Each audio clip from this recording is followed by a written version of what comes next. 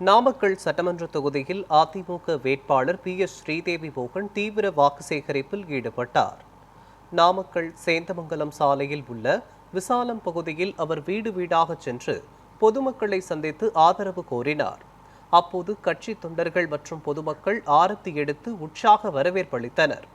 பிரச்சாரத்தின் போது பேசிய அவர், இன்னும் ஒரு மாதத்தில் எடப்பாடி பழனிசாமி மீண்டும் முதலமைச்சராக பொறுப்பேற்பார் என நம்பிக்கை தெரிவித்தார்.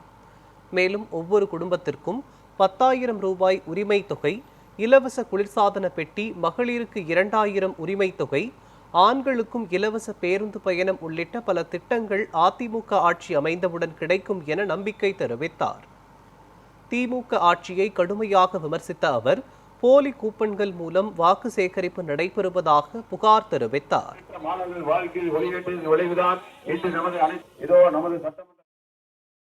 அடுத்த மாதம் நமது புரட்சி தமிழர் எடப்பாடியார் அவர்கள் தமிழக முதலமைச்சராக வர இருக்கிறார். அவர் ஆட்சி கட்டிலில் அமர்ந்தவுடன் ஒவ்வொரு குடும்ப அட்டைதாரருக்கும் ரூபாய் 10,000, மகளிர் உரிமை தொகை ரூபாய் 2,000 மாதம் மாதம், வீடு இல்லாத அனைவருக்கும் வீடு கட்டி கொடுக்கும் ஒரு அருமையான திட்டம், பெண்களுக்கு ரூபாய் 25,000 மானியம், ஏழை மாணவர்கள் படிப்பதற்காக வாங்கிய கல்வி கடன் ரத்து, விவசாயிகள் வாங்கிய பயிர்க்கடன் ரத்து, பெட்டிக்கடைகளில் கூட கஞ்சா போதைப் பொருள் கிடைக்கின்ற அளவுக்கு ஒரு கேவலமான கேடுகட்ட ஆட்சியை செய்துவிட்டு சென்றிருக்கிறது திமுக அரசு.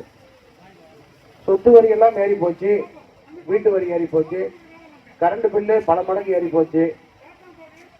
மக்களுக்கு எதுவும் நல்ல திட்டங்களை செய்யாமல் கொள்ளையடிப்பதை மட்டுமே குறிக்கோளாக கொண்டு செயல்பட்ட அரசு தான் திமுக அரசு.